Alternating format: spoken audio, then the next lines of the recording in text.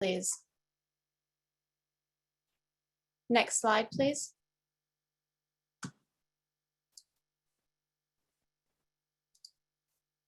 Welcome, everyone. Thank you for joining us today. I am Mandy Seataler, statewide CPS coordinator for the Alaska Highway Safety Office and chairperson of the National CPS Board. Please remember to mute your audio and video. And if you'll type your name and location in the chat box, we would love to hear from you. Next. Today, our forum will focus on pediatric vehicular heat stroke, the leading cause of non-crash motor vehicle related injuries and deaths for children.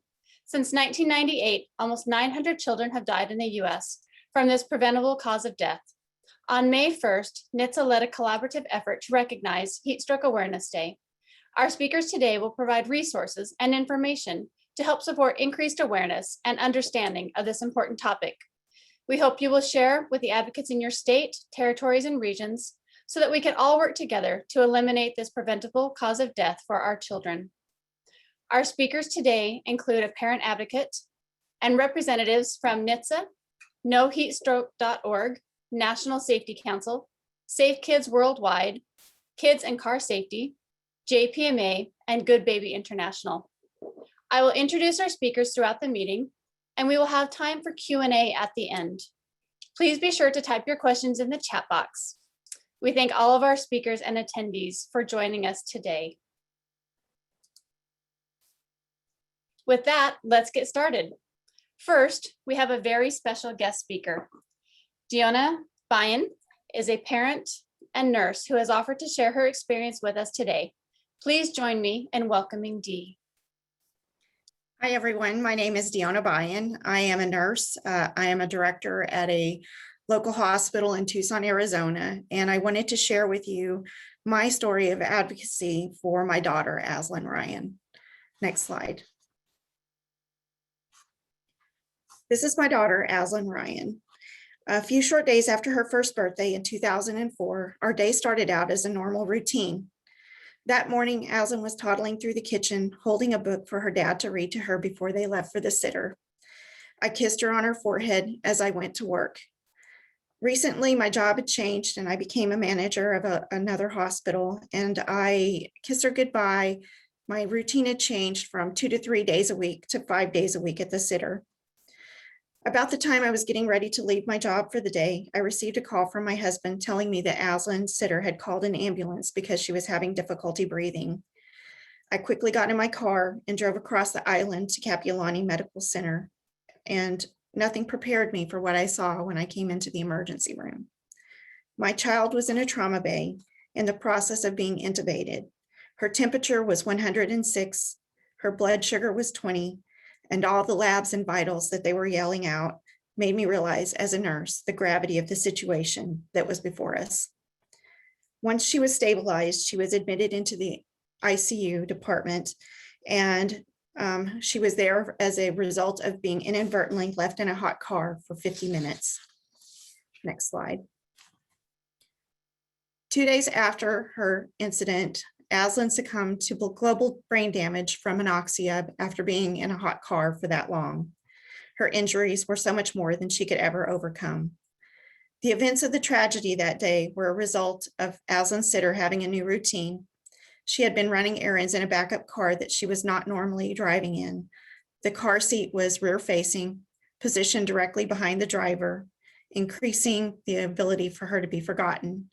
But what made it more easily forgotten was that she was out of the line of sight for the driver and she was quiet at the time. A simple alert or reminder at that time could have saved a lifetime of heartache for our family, but at that time it did not exist. As a parent and a family, we experienced the wave of emotions for the first year that were astronomical, but from the beginning, our choice was very clear. How could I, as a mother, allow others to experience the pain and heartache that our family had?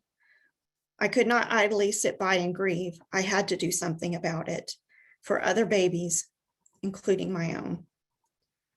We moved shortly after to Hawaii, from Hawaii to Tucson, Arizona, and I began working at a community hospital in which they really supported me and helped me to find the strength and courage to gain my advocacy legs and begin the marathon of doing everything that I could to save children.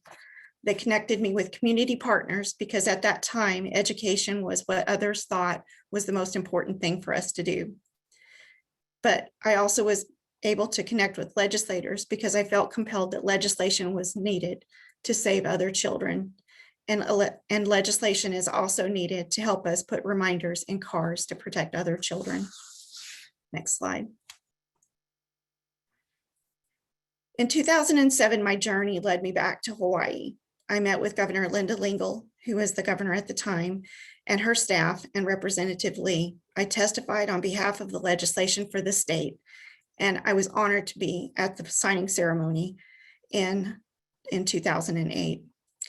This legislation had an educational component that most laws don't have. It added a test on the question or a test question on the driver's exam, and also had required that anyone who rented a car within the state be educated on the law that they had. I've worked with other states such as Arizona and South Carolina, but most often the legislation that we tried to get passed went unsuccessful. We believed that most often the thought was that this was just a situation of bad parenting, lack of education. How could a loving parent forget their child? Truth be told, none of our memories are perfect. There is no socioeconomical boundaries around this. It can happen to anyone. It's happened to a lot of people that you would have never dreamed it happened to. Doctors, lawyers, nurses, principals.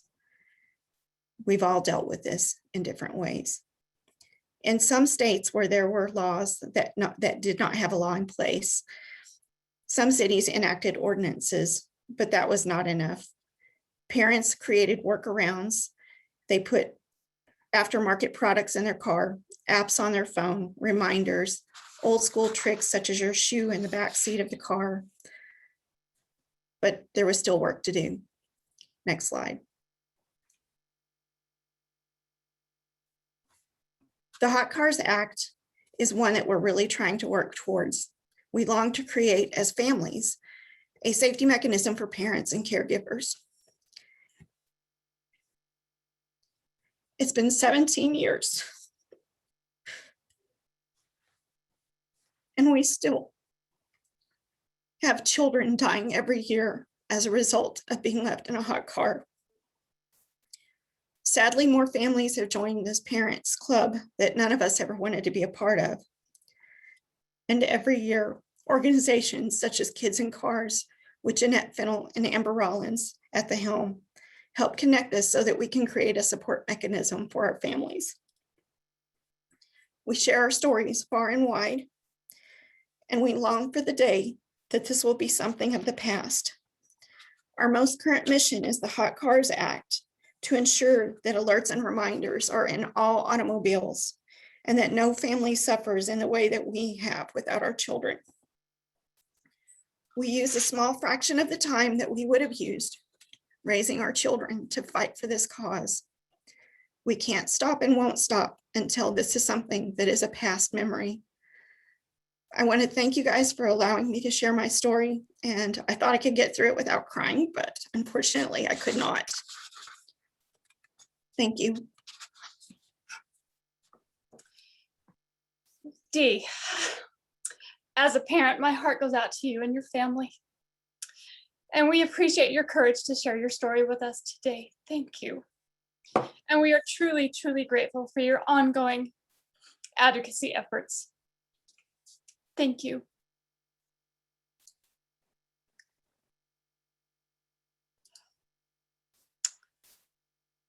Next, we will have Laura Dunn with NHTSA.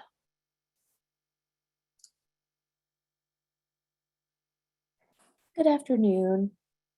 My name's Laura Dunn, and I work for the National Highway Traffic Safety Administration in the Office of Occupant Protection. I'm the subject matter expert for pediatric vehicular heat stroke, as well as child passenger safety. So it's great to be with you here today. And thank you so much, Deona, for sharing your story. Next slide. Now, as has been talked about, unfortunately, heat stroke has been really at its highest levels on record in more recent years, 2018 and 2019 being the highest recorded fatalities on record. And we at HTSA are excited to be putting forth more dollars and more research efforts into this problem. It's important to understand when we're doing advocacy and we're doing education on this issue that children are vulnerable and that all of these deaths are preventable. This is not something that affects certain groups more than others. Really, truly, this is an issue that crosses every spectrum in terms of risk. So something that we work towards in our educational efforts. Next slide. So an exciting project that I want to share with you guys today, it is being managed by myself out of my office. It's called Procedural Countermeasures for Preventing Pediatric Vehicular Heat Stroke in Childcare Settings. As you guys know,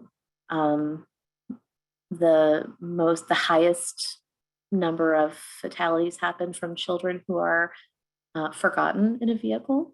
And nearly half of those occur on the way to a childcare setting during that transitional time in either a childcare setting or a preschool setting.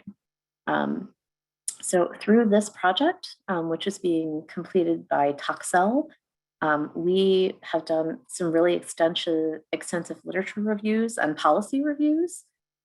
We've had 2 stakeholder meetings with folks from the world of childcare and also folks who are experts in pediatric vehicular heat stroke in terms of what are those critical intervention points that we need to be educating both parents and childcare providers. What are some really critical just typical procedural countermeasures that can be implemented that would help prevent this. So this includes, calling parents if a child doesn't arrive, all of those, types of, routine procedure that you can include that would result in prevention of these tragedies. So that's both, while the child is in the care of a parent or while the child maybe in a vehicle owned by a childcare facility, that sort of thing.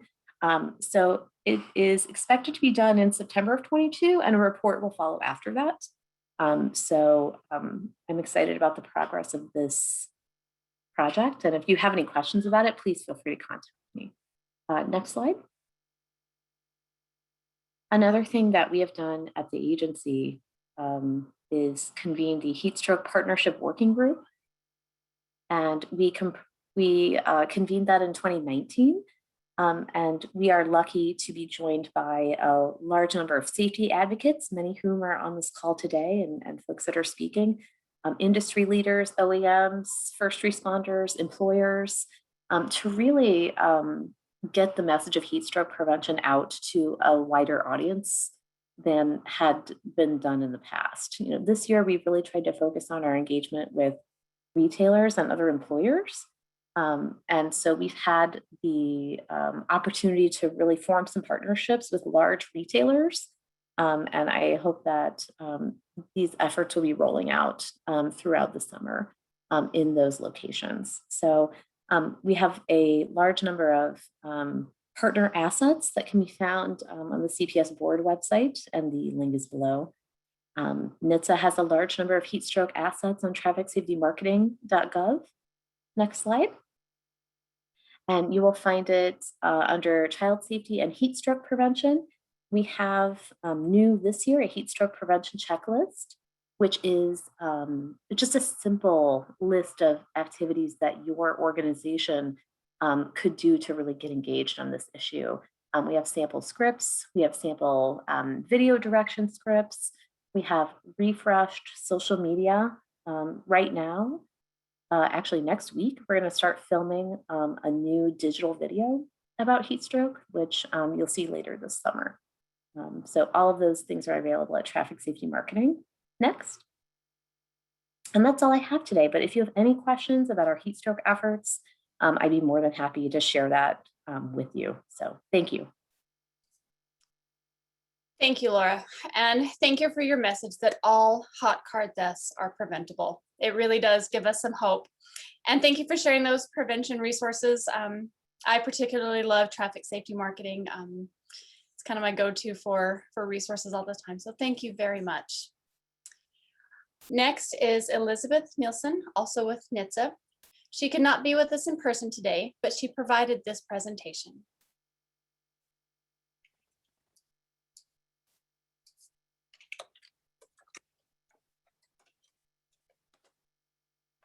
Hello, everyone. My name is Elizabeth Nilsson, and I am the Heatstroke Prevention and Child Passenger Safety Advertising Campaign Manager with the National Highway Traffic Safety Administration. I want to thank the National Child Passenger Safety Board for the opportunity to speak with you today. Today, I will talk about the Heatstroke Prevention Advertising Campaign and the exciting materials HTSA has for you to share in your own communities. Before I get into what's planned for the 2021 campaign season, I'll briefly go over some key highlights from the 2020 media campaign. Paid media ran through April through September in flights. HTSA invested $2.6 million in paid media, received $1.3 million in added value, and received 586 million impressions. We placed ads over the radio, on digital, and in social media, and had custom content opportunities like the example with Scary Mom shown on the screen. So for this year, the goal of the 2021 Heatstroke campaign is to remind parents and caregivers to always think, where's baby, look before you lock, to stop preventable heatstroke deaths. According to MRI data, the demographic most likely to have young children under 2 are 25 to 44-year-old adults. So parents in this age group are the primary target audience for this campaign. The total media budget for the 2021 Heatstroke Prevention media buy is estimated at $2.1 million. Paid advertising is already out there. The paid advertising started airing on Wednesday, April 28th, and will run through Sunday, September 26, 2021. Advertising is running nationally with additional media placements in states with the highest incidence of vehicular heat stroke between 1998 and 2020, and those states are listed on this slide. Ads are running in digital, radio, and on social, and we developed some custom content radio ads with Westwood One and are also developing a new digital video. The concept is called Fleeting Thoughts, and that digital video should be ready by midsummer, so more to come on that. We also increased the amount of money allocated to the Hispanic media buy. HTSA's website, trafficsafetymarketing.gov, is a great resource for consumer materials and advertisements that you can use and share. The Heatstroke campaign page includes social media playbook that has sample social media messages and graphics. We also developed a new graphics and messages surrounding gained access, which is new this year, and we have some banner ads. Trafficsafetymarketing.gov also has sample earned media, which are templates for press releases and fact sheets, a local community toolkit that has sample video scripts should you wish to develop and share your own video, and also a checklist that has suggested ways in which you can get the word out about heat stroke prevention in your community. Our media work plan is also posted on trafficsafetymarketing.gov if you are interested in seeing more details about our media buy. The media work plan contains state extension considerations for radio, digital, and for rural markets. So as always, if you ever need anything for heat stroke prevention and also for child passenger safety, please do not hesitate to reach out to me. Here is my contact information. I always look forward to working with you, and thank you for your time. Well, I know she's not here with us in person, but I do want to thank Elizabeth. And again, these resources really help make our jobs easier, and they put out such professional materials for us to share. Next, we have Jan Null with noheatstroke.org. Yes, thank you very much. It's a pleasure to be here, and thank you for inviting me. I'm going to spend just the next couple of minutes talking about some of the numbers to help frame the problem and give us all a better understanding of sort of what the scope is of it. Next. So this is almost my favorite slide of the day, with showing only one pediatric vehicular heat stroke this year, and would love that this number stays this way through the rest of the year. Next. Last year, there was a total of 24 PVH deaths across the country, which is a significant reduction from previous years, very possibly due to COVID. I'll talk about sort of frame that in a moment or two. This was after a year previously. Next slide. When there were 53 nationwide deaths, and that was equal also to 2018. So those two very bad years. Maybe the takeaway here is, if there's any silver lining from the pandemic, it helped reduce the amount of travel and the number of PVH deaths. Next, please. Going back to 1998, there have been at least 883 deaths due to children being in hot cars. You can see the overall distribution across time here. The average has stayed right at around 38 for just about the entire time. So not making any significant inroads as far as that, with the exception of the last 2 years. And again, those have been, I believe, impacted significantly by COVID. And I do have the 883 plus here, because there are cases that we know that are out there that have gone under the radar, that have not been picked up by the media or other sources that we tap into to find out about cases. Next. So as was previously mentioned, the largest area that involves these deaths are in the forgotten category, just over half. And almost half of those are where children are supposed to be dropped off on the way to preschool or to other childcare settings. Almost 25% are where children have gained access on their own, and about 20% are where they have been knowingly left by a parent or other caregiver. Next. So here we can see this is the mean at 38. The red line is a running 5-year average. Sadly, that trend line has been going up. And you can see the significant drop off last year down to 24. Next. So early last year, we had the hypothesis, well, that there were fewer forgotten deaths because people were staying at home, but and that there was an increase in the number of children who had gained access to cars, that category of deaths. Next.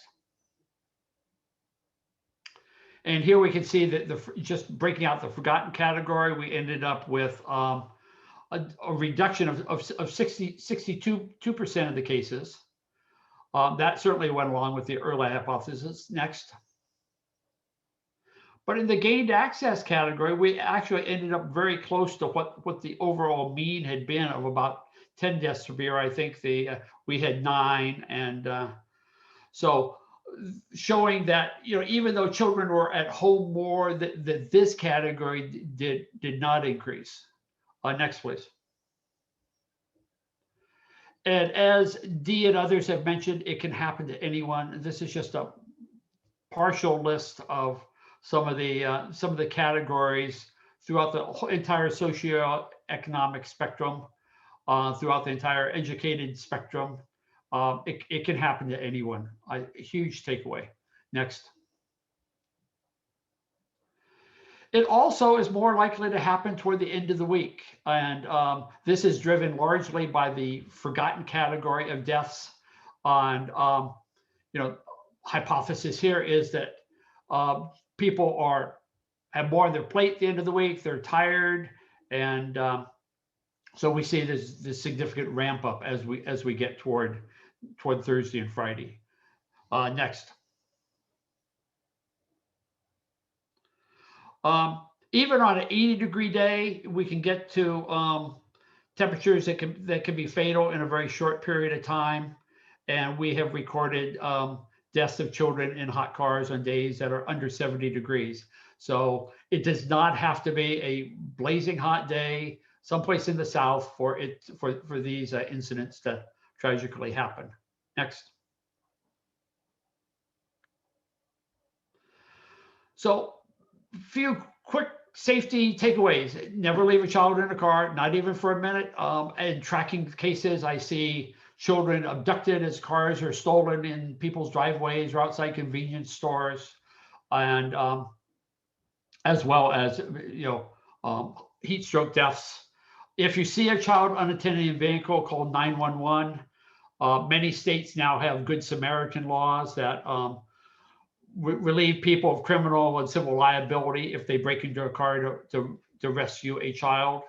And again, also in tracking these cases for almost 20 years now, I've yet to see someone prosecuted for breaking into a car to get a child out.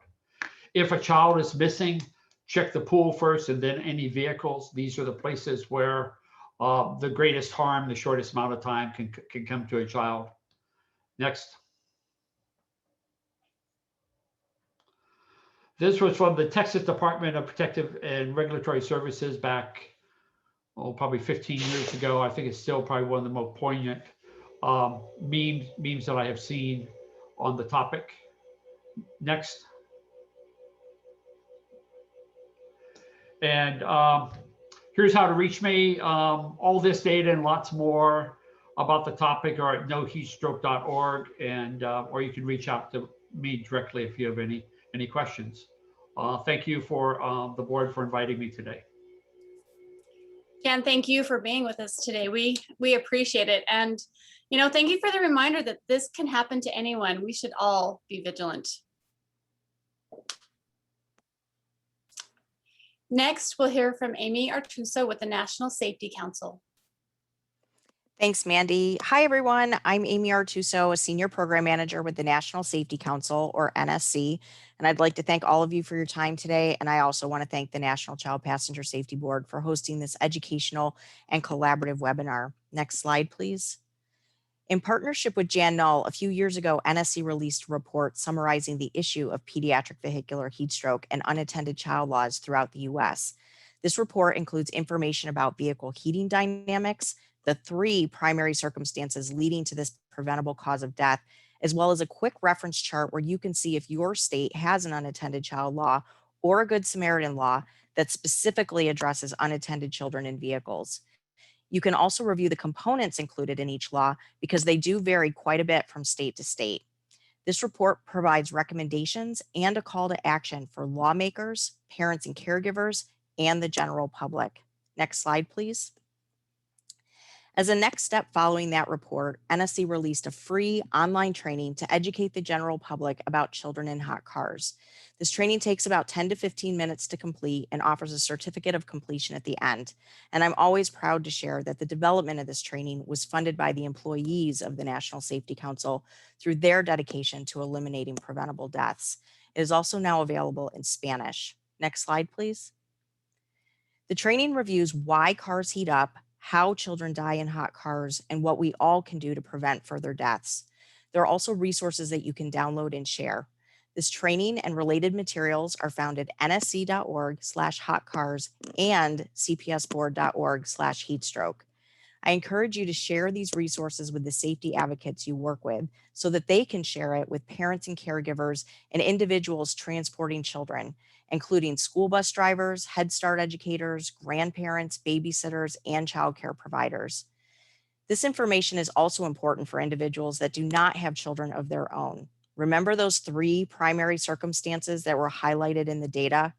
This topic is relevant to those that live in neighborhoods with children or work with colleagues who have young children. And deaths have occurred during all months of the year and in all but 3 US states. So this can and has happened in what is considered cold weather states and outside of the summer months. Next slide, please. I believe one of our greatest barriers in prevention efforts for this topic is that most parents do not think vehicular heat stroke will happen to them. Sadly, this is what many parents say who have lived this tragedy. Next slide. So as a reminder, child hot car deaths can happen to well-intentioned parents and caregivers. It is critical that we shift our collective efforts and find a way to communicate strategies that parents and caregivers find relevant. Next slide, please. To that end, or in the meantime, we do have additional free resources that I encourage you to share through your advocacy and community education programs. Resources are available to accompany both the English and Spanish trainings, including a communication aid to assist in communicating with others. And that's what you see here on this slide. Next slide, please. We also have a cut and share information flyer. Next slide, please. And a look before you lock checklist and much more. So I do encourage you to check out these resources. Next slide, please. I'm also excited to let you know that coming soon, the Our Driving Concern program, a program managed by NSC and funded by the Texas Department of Transportation, will be sharing new employer resources as another channel for education. These new resources also complement the NSC Hot Cars online training and include a safety talk, videos, safety coach cards to support quick and engaging educational moments. Next slide, please. And a do-it-yourself mini zine or pocket zine that you can see on this slide. This is a standard size piece of paper that you can print, and then you fold it so it becomes a little magazine that fits in a driver's pocket. These are just some of the resources that will be available. So I encourage you to take the training, review the resources, and utilize these in your community education efforts. As just a couple of examples, this training's been shared through the American Association of Family and Consumer Sciences for use with high school programs, and some hospitals have used it to facilitate community education classes. If you'd like to talk through how you can incorporate this training in your programs, please feel free to reach out to me. I'd be happy to talk with you. And again, please keep in mind these resources are all available at no cost. And that's the perfect segue to our next topic. Next slide, please. All of these materials are or will be available on cpsboard.org/heatstroke, the website of the National Child Passenger Safety Board. This page is the result of a collaborative advocacy effort led by NHTSA that provides links to resources from all of the organizations participating with this webinar today and others such as the American Academy of Pediatrics, the CDC, and articles by Dr. David Diamond addressing the question of how can a child be forgotten. I encourage you to visit this page to learn more about this topic and for a variety of resources to share throughout your programs. I'd also like to add that I have been asked if vehicular heat stroke is considered part of child passenger safety or occupant protection. And my answer is that over the last 20 years, approximately 3/4 of all child deaths from vehicular heat stroke have occurred at what turned out to be the end of the child's transportation journey. And 100% have died in the enclosed space of a vehicle. So I do encourage you to take the information and resources you're learning about today and incorporate them into your child passenger safety and occupant protection, as well as other community education and advocacy efforts. Next slide, please. One last note, NSC will soon be hosting a new academic work group to focus on next steps in pediatric vehicular heat stroke prevention. If you or someone you know would like to participate, please email me at amy.artuso@nsc.org. Thank you very much. Thank you, Amy. I particularly love the talking points from the infographic. I think that everything you presented is something that we could use on our agency's social media sites. And thank you for connecting this topic with our CPS programs. It helps us know how we can promote it within our own programs.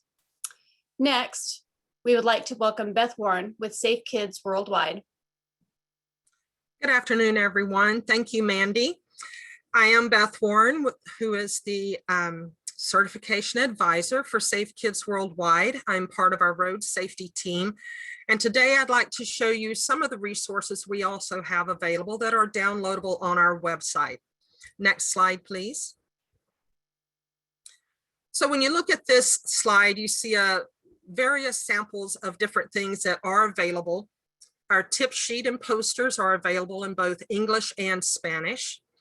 We have postcards which print 4 to a page, and then you could cut those apart, use those as inserts or handouts.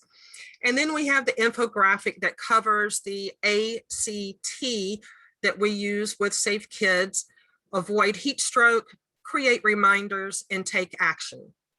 Next slide, please. We also have specialty toolkits based on your audience that you'll be speaking with. And so for first responders, we have a roll call PowerPoint. We also have talking points. And if you look at the graphics on this slide, they're available as downloadable and printable on decals, where those can be placed on windows of your vehicles, of your law enforcement, your first responder vehicles, any place you would want to put a decal, a window cling to remind people about this issue. We have presentation PowerPoint for childcare providers. Again, information there in educating the childcare providers on the importance of following through on kids who didn't come in for daycare that day. In the tragic event that there is a death in your community, we have a press conference kit ready for you. A template is already written. All you have to do is drop in your local information, your speaker names, the dates, and everything else has already been written there for you. We have rapid response talking points and other talking points, just depending on what the focus is of your presentations. Next slide, please. We have a social media guide for you online. So we have sample Facebook posts, sample tweets, images that you can download and share, and graphics, and then hashtags you can use that will enhance your traffic on your social media posts. We have a big push on the third Wednesday of every month, and so we invite you to join us. Next slide, please. And you join us by going here. Sign up for Heatstroke Prevention campaign updates on the safekids.org website. The easiest way to get to it is actually just go to safekids.org. Up in the top right corner, you'll see the search bar. Put the word heat stroke in there and click search. Then you'll be able to click on take action, and that will bring you to this page where you can find all of the links to the resources. You can key in your email and have the access to being updated on everything that we have. This way you can share this with your friends, your colleagues, within your own organizations, your partner organizations, but also with your neighborhoods and communities to be able to incorporate those resources into your already existing programs. Next slide. That is really all that we have for you, but there are many more other things available for you on our website. So please, I encourage you to join us on that third Wednesday of each month. Go to the website and sign up for the updates, and feel free to download and use any of the resources we have available for you. Thank you. Thank you, Beth. And the response kit, what a great idea, and such an emotional time. It would be so wonderful to have the tools at your fingertips that have already been prepared. So would you join me in welcoming our next speaker, Amber Rollins, with Kids and Car Safety. Hi, everybody. Thank you so much for having us here today, and to everybody who's participating. Next slide, please. Kids and Car Safety is a national nonprofit organization that's dedicated to protecting children and pets in and around vehicles. Some of you may notice that our organization name is slightly different, and we do have a new logo. Next slide, please. So we've been working on the issue of hot car tragedies for over 20 years, and we get this question all the time. Who could forget their baby in the car? And the answer is really simple. Anybody. We've got two competing memory systems. The first one is our prospective memory. This is what allows us to think about something that we're going to do in the future. It's our conscious decision-making part of our memory. And, for example, I'm going to stop on my way home today and get a gallon of milk. That's my plan. Our habit memory system works a little differently. It helps us to be able to do things on autopilot that we've done over and over again because it's a routine. And one of the big problems with habit memories is that they don't allow us to account for a change in routine, like stopping to get milk on the way home or dropping the baby off at daycare, if that's not a part of my normal morning routine. And when we're stressed out and fatigued, our habit memory system tends to overpower our prospective memory system. And that's how a loving, responsible parent can end up losing awareness of that child in the back seat. Next slide, please. There are some contributing factors that we see in almost every single case. First one, change in routine. These cases are very predictable. We always have a change in routine. There always seems to be some situation at home that's causing an increased lack of sleep or fatigue. Stress, distractions, multitasking, these all play a role in how our memories function and can lead to a loving parent making this tragic mistake. I think, if we're all honest, most parents out there have lost awareness that their baby was in the back seat, but they never realized that they did. Something triggered their memory, whether it was the diaper bag sitting in the front seat or the baby making a sound. They were triggered, that prospective memory was triggered and interrupted that autopilot mode. And this brain function is the same brain function that allows us to put a cup of coffee on top of the car and then get in and drive away with the cup of coffee still on the car. A lot of parents also report false memories, like that they actually remembered throughout the day dropping their child off at daycare. They go to the daycare at the end of the day to pick them up and they're not there. Next slide, please. This is a report that we have on our website on the Hot Cars tab. I want to encourage everybody to take a look at it. Kids in Cars documents over 50 pieces of information for every single case that goes into our database, both fatal and non-fatal. This report is on deaths only, and our non-fatal report will be coming out soon. This gives you the who, what, where, when, and why of hot car deaths, and some really good information there. Next slide, please. So we've got reminders everywhere in our lives because we need them. We are humans and our human brains are fallible. We've got them in our home, we've got them in the office, our phones are going off constantly with reminders, and we even have them in our vehicles for things like battery issues, seat belts, the door being left ajar, low fuel tire pressure. What about if we had one that could save children's lives? Next slide, please.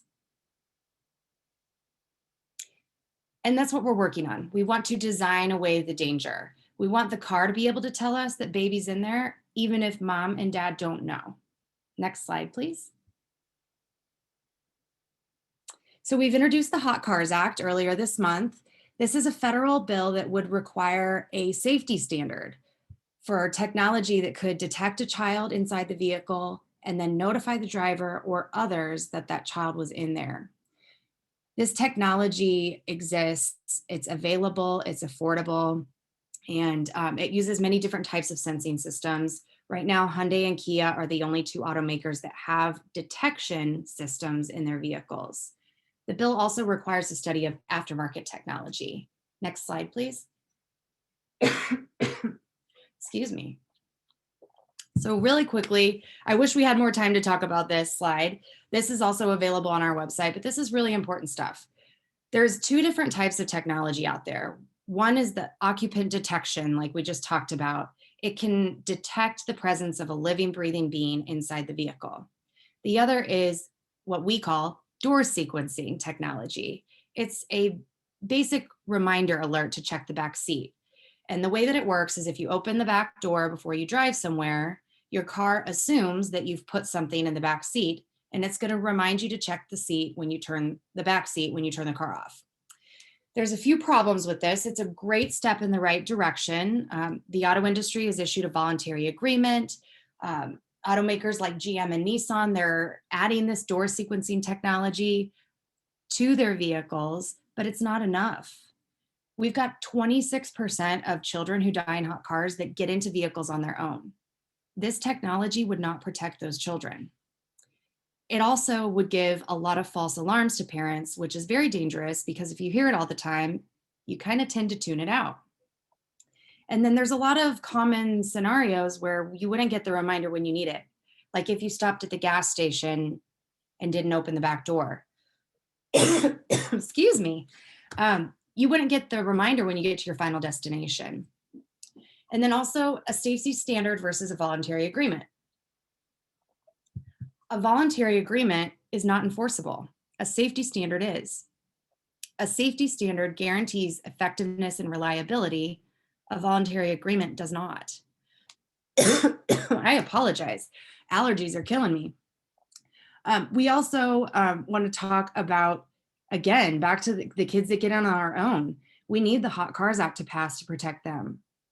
So if anybody is interested in advocating for the Hot Cars Act and technology as a solution to this problem, please go to our website, sign up for our newsletter, reach out to Jeanette Fennell, our president and founder, or myself.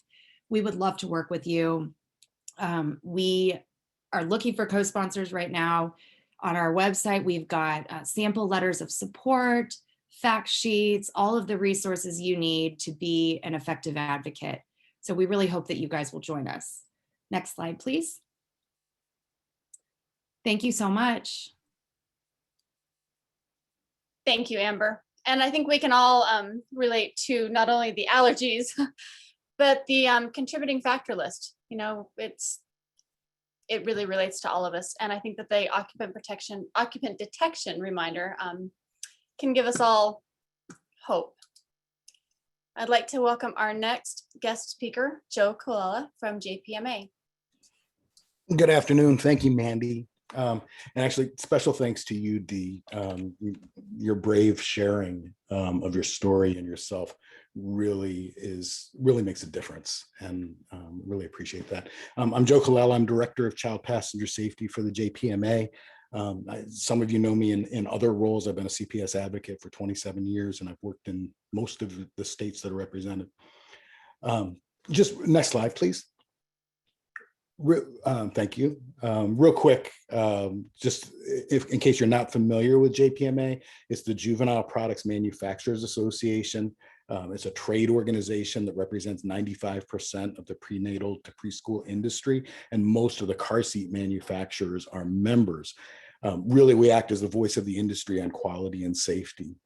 Just to give you something more concrete on that, we publish information on heatstroke prevention, of course, car seat selection and safety, booster transitions, many other useful topics. Matter of fact, just 2 days ago, we published an article on recreational vehicle travel and doing that safely for the vacation months.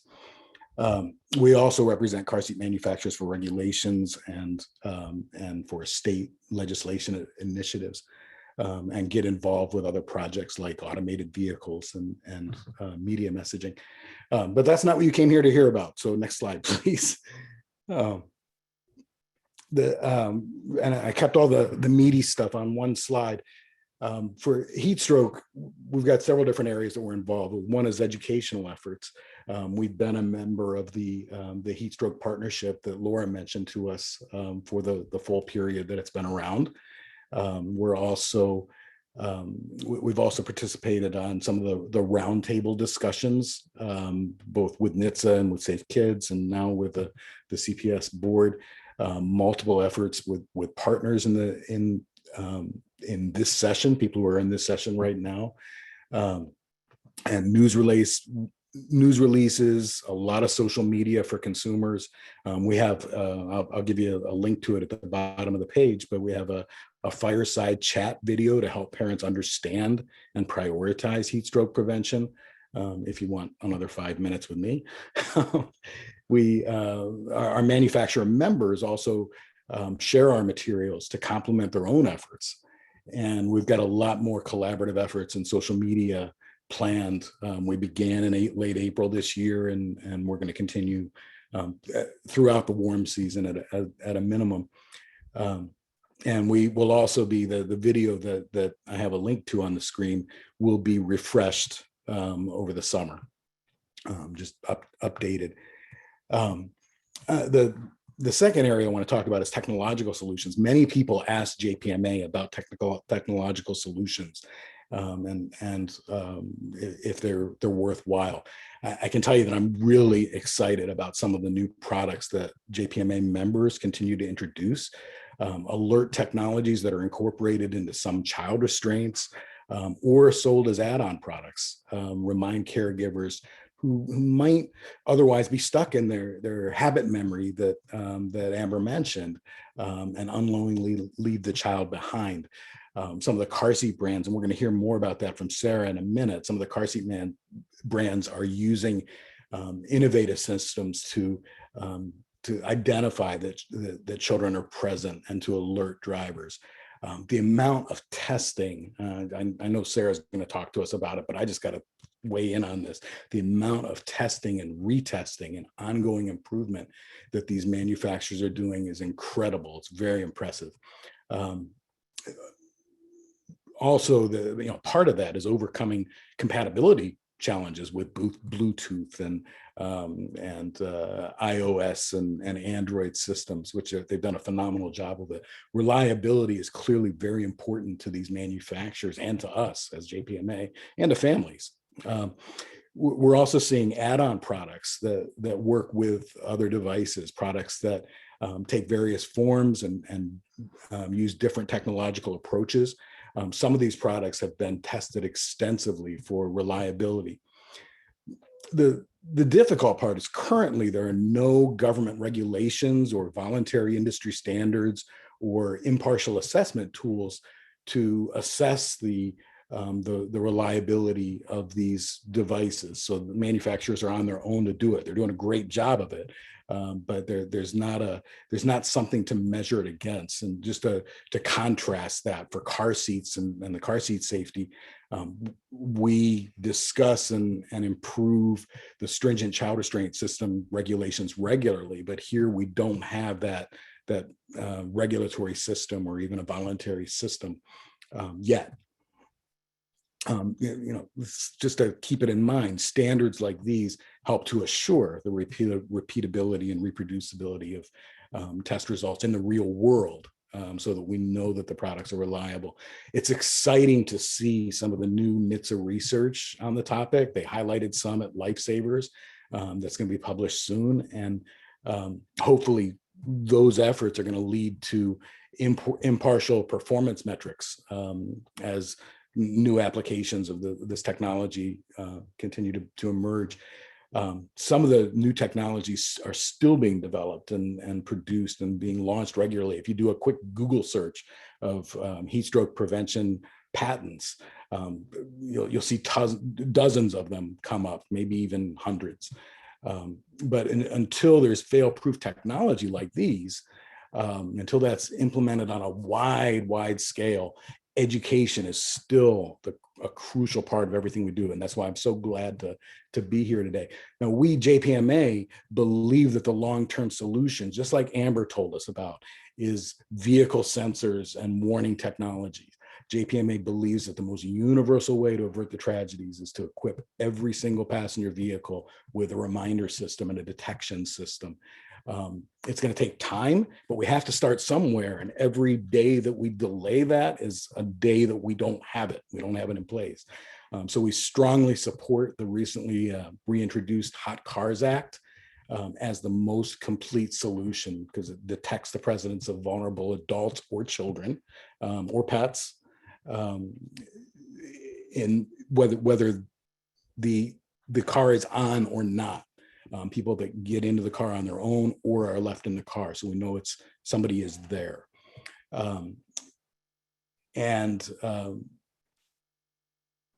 Half of the child victims, as Jan told us, were unknowingly left in 2020 in the vehicle by caregivers, usually following a change in routine as well. So, but as Jan mentioned, those numbers, the children unknowingly left went down during the pandemic, but the incidence of kids getting into cars on their own and becoming trapped was fairly constant even during the pandemic. And we need to protect these children as well. We need to protect all children. So that's why we support that act. A couple of resources at the bottom of the previous slide, but they'll be available to you, is our position statement, which we updated in 2020, and the fireside chat video. And that's it. Thank you, Joe. And thank you to all the members of JPMA for both the educational efforts and the solutions that they are actively working through. And we do look forward to the new educational video. You'll have to let us know when that comes out. But now we would like to welcome Sarah Haverstick with Goodbaby International. Thank you, Mandy. I'm with Goodbaby. Our companies are Evenflo and Cybex. So if you're not familiar with our car seat brands, and I'm going to talk with you today about the technology that we have introduced. Next slide.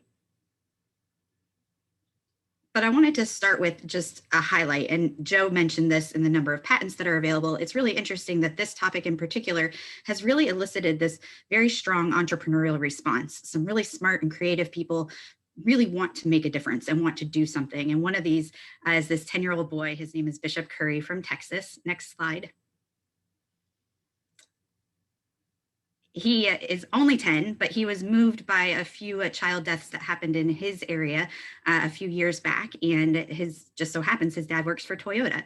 So in working for Toyota, he was able to attend a Center for Child Injury Prevention Studies meeting and able to present his idea and his technology to vehicle manufacturers and car seat manufacturers. And this is him talking to our director of engineering. So it's just really interesting to see how many people are really thinking critically about this topic. Next slide. But the issue is, we know any add-on products or any aftermarket products are not necessarily approved by the manufacturer. And we know that as car seat technicians, we shouldn't be modifying our car seats. You need to make sure you have approval to use something from your car seat manufacturer. And there's a few reasons for it. Primarily, we can't crash test everything. So as a manufacturer, there's a lot that goes into all of the testing, as Joe indicated. And to think that we could crash test every different product that's on the market would be really challenging. So that's a big risk. Additionally, it could be a projectile in the car. You know, we can't speak to what's going on or how that product is going to be attached. Next slide. So we came out with Sensor Safe about 6 years ago. So it's been in the market for a long time now. Next slide. And we've learned a lot during that time.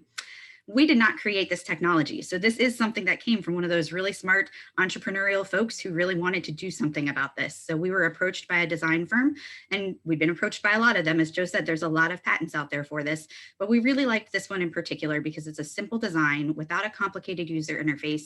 It's compatible with a wide range of vehicles, and there's no change to car seat usage. And that was really important to us because we know car seats are misused all the time. So we didn't want to do anything that was going to make using the actual car seat itself any more complicated. But most importantly, we felt like it was the right thing to do. Car seats are designed to save lives. And if this is another way that our car seat could save a life, that was what we wanted to do. Next. So this is an overview of how it works. Again, our brands are Cybex, and then you can find this on Evenflo Gold products as well. When we initially launched the product 6 years ago, we did not have the app and the mobile application, so we didn't use Bluetooth technology at that point, but we added it a few years later. So now we have an app. It connects via Bluetooth with a receiver plug that goes into the onboard diagnostic port of the vehicle. And then it's connected to the chest clip. The chest clip is already on the product. It's crash tested with the product. There's nothing the consumer does differently than any other chest clip on the market. And then you just start driving to start the technology and to get the alerts through your phone. Next.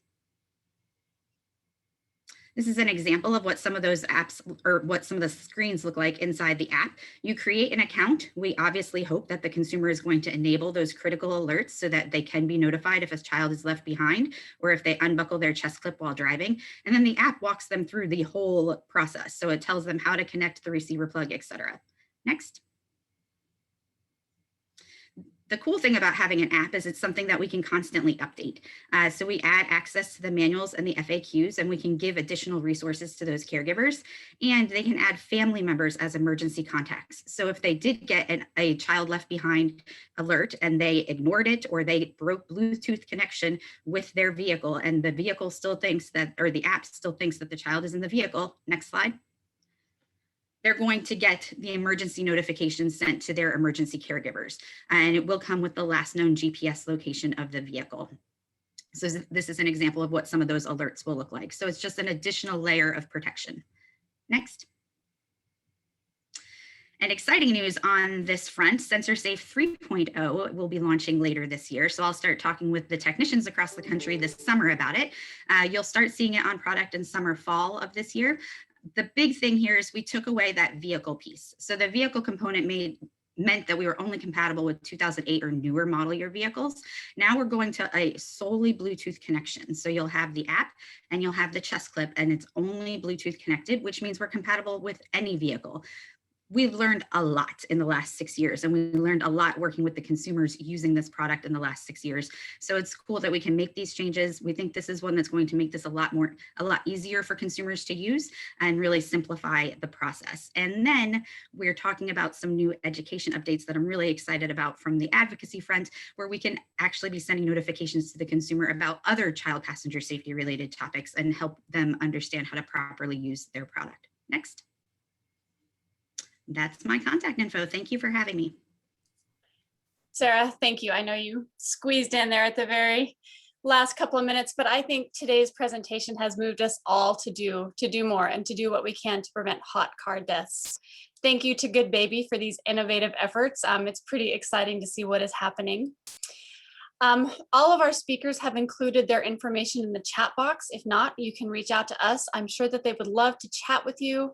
I'm sorry that we have run out of time for today's discussion, but please email secretariat@cps4.org if you need contact information for any of our speakers. They'd be happy to help out.